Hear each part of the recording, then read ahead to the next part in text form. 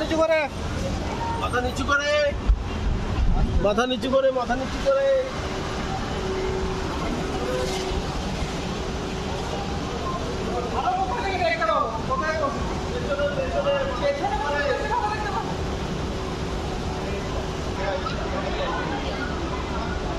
सामने होने पड़े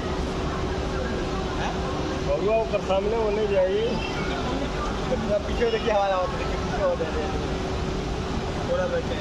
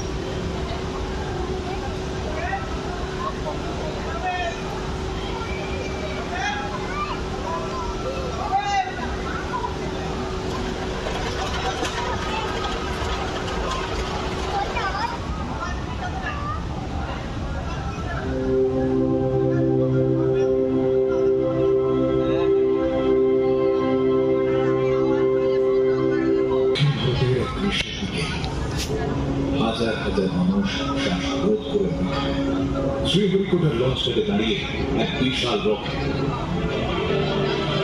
এর নাম চন্দ্রযান-3 গন্তব্য ইঞ্জিনগুলো পৌঁছে আগুনের জ্বলন্ত স্তম্ভ আকাশ ছিঁড়ে উঠল উপরে, আরো উঁচুতে বাজলেছে জোরালো শব্দে। ভারত চাঁদে যাচ্ছে, আর আপনিও যাচ্ছেন সঙ্গে। ধাপে ধাপে রকেটের অংশগুলো খসে পড়ছে, রয়ে গেল শুধু একটি ছোট মহাকাশ। আপনার নিচে পৃথিবী, আপনার জন্মভূমি ধীরে ধীরে আপনার পেছনে ছোট হয়ে আসছে, আর সামনে বড় হয়ে উঠছে এক আকাশে ধূসর জগৎ। আজ পর্যন্ত কোন ভারতীয় মহাকাশযান এর যত কাছে গিয়েছে তার চেয়েও কাছে।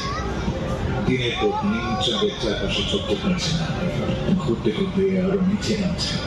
তারপর একটি মৃদু একটি ল্যান্ডার আলাদা নাম দেখে। আর এবার সবচেয়ে কঠিন কাজে পা ধূসর মাটি আপনাকে স্পর্শ করতে ধেয়ে আসছে। বিক্রম তার ইঞ্জিনগুলো চালু করলো ধীরে ধীরে 7 কিলোমিটার উঁচুতে, তারপরে 5, তারপরে 2। বহু দূরে পৃথিবীতে ইঞ্জিনিয়াররা তাদের চেয়ারের হাতল আঁকড়ে ধরেছেন। এখন আর কেউ সাহায্য করতে পারবে না। বিক্রমকে নিচের নামার পথ খুঁজে নিতে হবে নিজে। বিক্রমের পায়ের নিচে ধুলো উঠতে শুরু করেছে। শান্ত ধূসর মাটির কাছে আরো কাছে নেমে আসছে বিক্রম।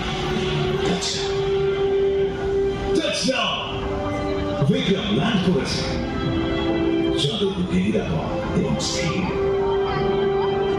এবং কোনো সামান্য জায়গায় নয়, দক্ষিণ মেরুতে, যেখানে ইতিহাসের কোন মহাকাশযানের আগে কখনো নামেনি। ভারত সবার প্রথম, এবং চাঁদের মাটি ছোঁয়ার ইতিহাসে ভারত চতুর্থ দেশ। কয়েক ঘন্টা কেটে গেল, মহাকাশযানের গায়ে খুলে গেল ছোট একটি দরজা। একটি ভ্যান আলতো করে নেমে এলো ধুলোর ওপর, বাইরে বেরিয়ে এলো প্রজ্ঞান, ছোট্ট একটি রোবট যা এত একটি কুকুরের চেয়ে বড় নয়। অন্য এক জগতে খুঁজছে এগিয়ে চলেছে 6টি চাকা। আর চলার সঙ্গে সঙ্গে চাকাগুলো চাঁদের ধুলোয় ছাপ ফেলে যাচ্ছে।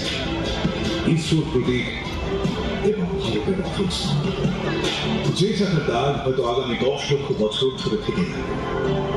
এবার আসল রোমাঞ্চ। নিস্তব্ধ মরুভূমির বুকে হামাগুড়ি দিয়ে এগোচ্ছে প্রজ্ঞান, একেবারে মাত্র 1 সেন্টিমিটার। তার ছোট লেজার দিয়ে পাথরগুলোকে আঘাত করছে, পরীক্ষা করছে চাঁদের মাটি। খুঁজে পাচ্ছে সালফার, অক্সিজেন, ধাতু এবং আরো বিস্ময়কর জিনিস। বহু বহু বছর আগে জমে যাওয়া গলিত পাথরের এক প্রাচীন মহাসাগর, যে রহস্য চাঁদ বুকে রেখেছিল কোটি কোটি বছর। সাহসী বিক্রম কাজ করে চলে টানা 14 দিন, যতক্ষণ না দীর্ঘ হাড় কাঁপানো শীতের চাঁদ রাত নেমে আসছে আর তারপর বিজ্ঞান ঘুমে ঢলে পড়ে। কিন্তু তার গল্প আগেই লেখা হয়ে গিয়েছে তারাদের বুকে। চাঁদের ছোট্ট একটি অংশ এখন বহন করছে কি নাম শিব শক্তি পয়েন্ট, যে নাম ভারতের নির্বাচিত। এবং কোথাও অনেক নিচে এক ছোট্ট শিশু আকাশের দিকে থাকে। আজ সে জানে তার দেশ চাঁদে পৌঁছে গিয়েছে, সে জানে সে আরো দূরে যেতে পারে। চাঁদ এখন আর অতটা দূরেও নয়, সে অপেক্ষা করছে আপনার জন্য।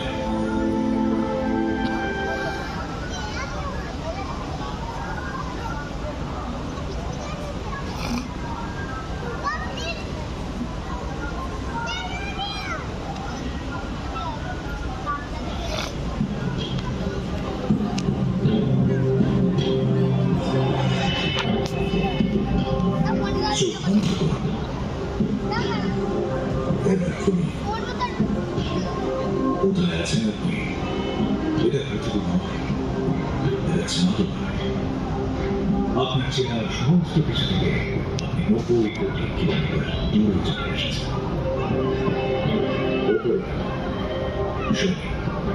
মহাবিশ্বের সবচেয়ে সুন্দর গ্রহ ঠিক আপনার মাথার উপরে।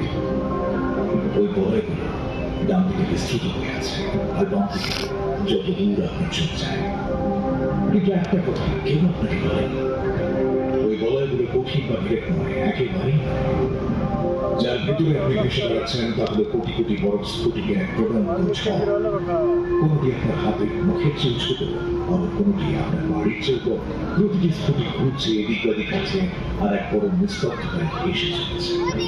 হাত বাড়িয়ে দিন, আপনি প্রায় 6 মিনিট করতে পারেন আপনাকে। সামনে দেখান, ওই ফাঁকা জায়গাটা দেখতে পাচ্ছেন? বলয়গুলোর মাঝখান দিয়ে চলে যাওয়া অন্ধকার অংশ, ওটাই হলো ভিসিনিটি ডিভিশন। 4800 কিলোমিটার সরে এই জায়গায় দেখে শুনে মনে হবে আসলে তা ওর ভেতরে লুকিয়ে আছে ছোট ছোট কিছু মন্দির আছে। শহরের চেয়ে আকারে ছোট উপগ্রহগুলো মহাকর্ষ বল দিয়ে ওই ফাঁকা জায়গাটাকে ছাড়ু দিয়ে পরিষ্কার করে চলেছে। এবার একটা কথা বলা যা চিরকাল আপনার মনে থাকবে, এই বলয়গুলো হারিয়ে যাচ্ছে। যে এই মুহূর্তে যখন আপনি ভেসে গেছেন একটা একটা করে কমা, একটা করে স্ফুটি শরীর ধীরে ধীরে বলয়গুলোকে নিজের ভেতরের দিকে টেনে নিচ্ছে। 10 কোটি বছরের মধ্যে এগুলো সম্পূর্ণ বিলীন হয়ে যাবে। তার মানে আপনি আর আমি সত্যি ভাগ্যবান।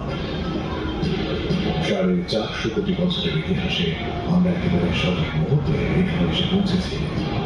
মহাবিশ্ব কারোর জন্য অপেক্ষা করে না, কিন্তু ঠিক এই মুহূর্তে এই সব কিছু শুধু আপনার। এর দিকে তাকিয়ে দেখুন।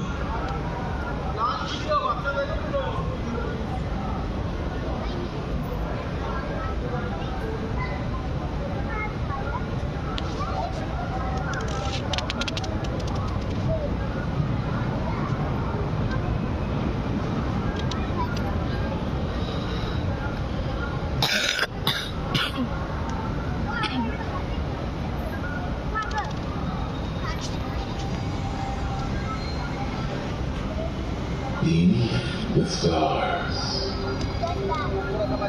hidden in the ocean, under the clouds of our own land, there lies Kalorna, an enchanted reef, kept in secret and protected by the moon.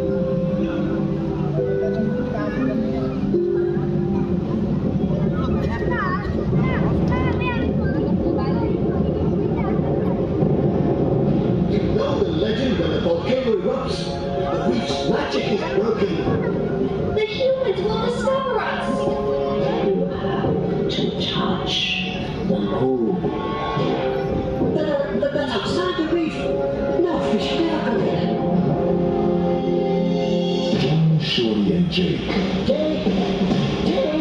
Hey, are we running out of what?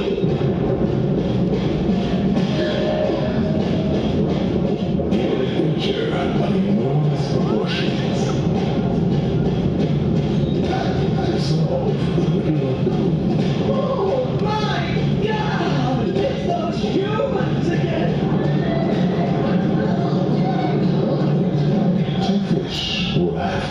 touch the moon.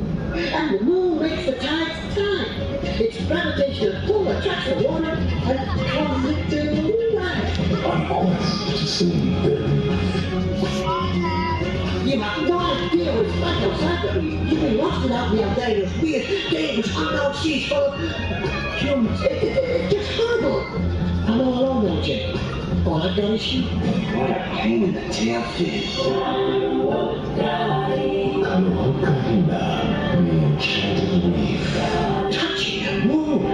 Yeah, that's all I'm fishing.